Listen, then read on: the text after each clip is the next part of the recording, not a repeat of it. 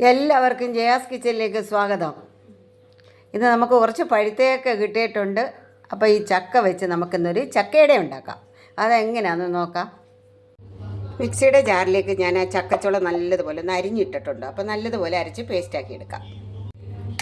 ചക്കച്ചുള നല്ലതുപോലെ അരച്ച് പേസ്റ്റാക്കി എടുത്തിട്ടുണ്ട്. ചക്ക അടയ്ക്ക് വേണ്ടി ഞാൻ വറുത്ത അരിപ്പൊടിയാണ് എടുത്തിരിക്കുന്നത്. നമുക്ക് അരിപ്പൊടി അങ്ങോട്ട് അളന്നെടുക്കാം.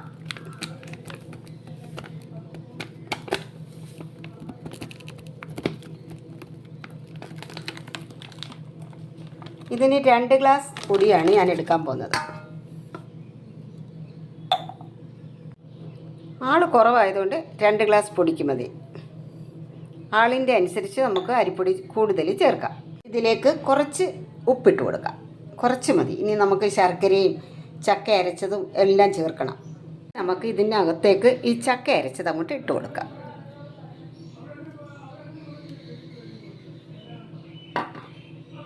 ഇനി നമുക്ക് ശർക്കര പാനി ഇതിലേക്ക് ഒഴിച്ചു കൊടുക്കാം.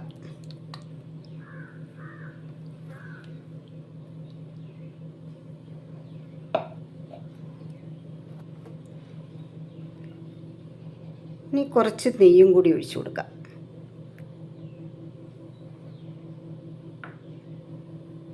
ഇനി ഇതെല്ലാം കൂടി ഒന്ന് ഇളക്കി യോജിപ്പിച്ച് കുഴച്ചെടുക്കാം.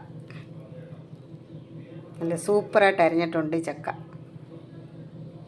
ഇതിലേക്ക് 2 പിടി തേങ്ങയും കൂടി നമുക്ക് ചേർത്ത് കൊടുക്കാം. തേങ്ങ വേണമെങ്കിൽ ചേർത്താൽ മതി.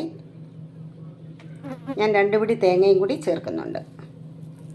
എന്നിട്ട് നല്ലപോലെ ഇതൊന്ന് മിക്സ് ചെയ്ത് കുഴച്ചെടുക്കാം. അങ്ങനെ നമ്മുടെ മാവ് കുഴച്ച് വെച്ചു. ഇനി ഒരു 15 മിനിറ്റ് ഇതൊന്ന് റെസ്റ്റ് ചെയ്യാൻ വെക്കാം. അപ്പോഴേക്ക് നമുക്ക് ഇലയെല്ലാം തയ്യാറാക്കിയെടുക്കാം. വട്ടയിലയോ വാഴയിലയോ അല്ലെങ്കിൽ വയണയിലയോ ആയാലും നമുക്ക് നല്ല രുചിയോട് കൂടിയുള്ള ചക്കയപ്പം കഴിക്കാം. അപ്പോൾ ചക്കയുടെ ഉണ്ടാക്കാൻ നമുക്ക് അരിപ്പൊടിയോ ഗോതമ്പ് പൊടിയോ അതല്ല റാഗിപ്പൊടി ആയാലും മതി. നല്ല ടേസ്റ്റിയിൽ ഹെൽത്തി ആയിട്ടുള്ള ചക്കയുടെ കഴിക്കാം. അപ്പോൾ ഇതൊരു 15 മിനിറ്റ് നേരത്തേക്ക് അടച്ചു മാറ്റി വെക്കാം. വട്ടയപ്പം തയ്യാറാക്കാൻ വേണ്ടി നമുക്ക് വാഴയിലയോ വട്ടയിലയോ അല്ലെങ്കിൽ വയണയിലയോ ഏതായാലും എടുക്കാം. ഞാൻ ഇന്ന് എടുത്തിരിക്കുന്നത് വട്ടയിലയാണ്. കുറച്ച് ഡാമേജായ ഇലകളും ഉണ്ട്. കുഴപ്പമില്ല, നമുക്കിത് ചുരുട്ടിയൊക്കെ വേണം എടുക്കേണ്ടത്. അപ്പോൾ ഇത് നമുക്കൊന്ന് പരത്തിയെടുക്കാം. മാവൊന്ന് അയയാൻ വേണ്ടി 15 മിനിറ്റ് നേരത്തേക്കൊന്ന് വെച്ച് നല്ലപോലെ അയഞ്ഞിട്ടുണ്ട്. നമുക്കിങ്ങനെ ഓരോ ഉരുള എടുക്കാം. ഇങ്ങനെ എടുത്തിട്ട് ഇലയ്ക്കകത്തോട്ട് വെച്ച് നല്ലപോലെ ഒന്ന് പരത്തിയെടുക്കാം. ഇതിനൊന്നും പരത്തിയതിന് ശേഷം നമുക്ക് ഇലയൊന്ന് മടക്കിയെടുക്കാം. അത് പല രീതിയിൽ നമുക്ക് മടക്കാം.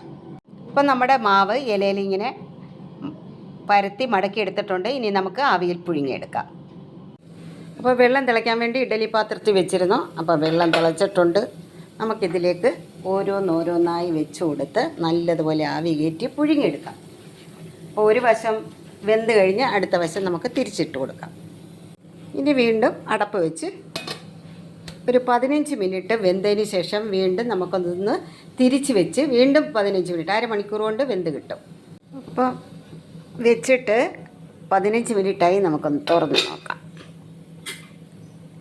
ഇനി നമുക്കിതെല്ലാം ഒന്ന് തിരിച്ചിട്ട് കൊടുക്കണം.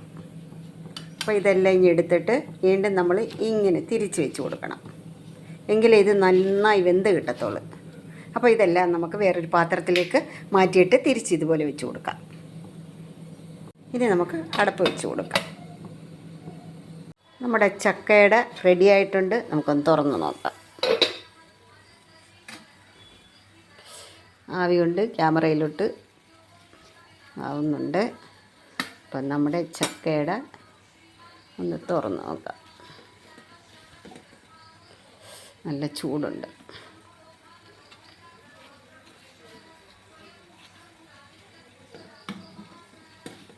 ഇപ്പം നല്ല ചൂടാണ്. തണുത്തതിന് ശേഷം നമുക്ക് കഴിക്കാം.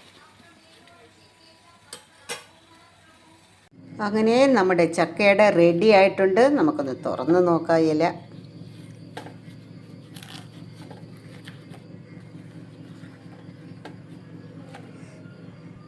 നല്ല മയമാണ്.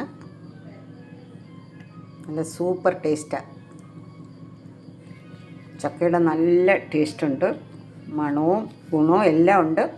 നമുക്ക് ഏലക്കാപ്പൊടിയോ അല്ലെങ്കിൽ ജീരകമോ ഒക്കെ ചേർക്കാം. ഞാനിതൊന്നും ചേർത്തിട്ടില്ല. നല്ല തനി നാടൻ ചക്കയട. അപ്പോൾ എല്ലാവരും ഇതുപോലെ ഒന്ന് ഉണ്ടാക്കി കഴിച്ച് നോക്കണേ. സൂപ്പർ ടേസ്റ്റാണ്.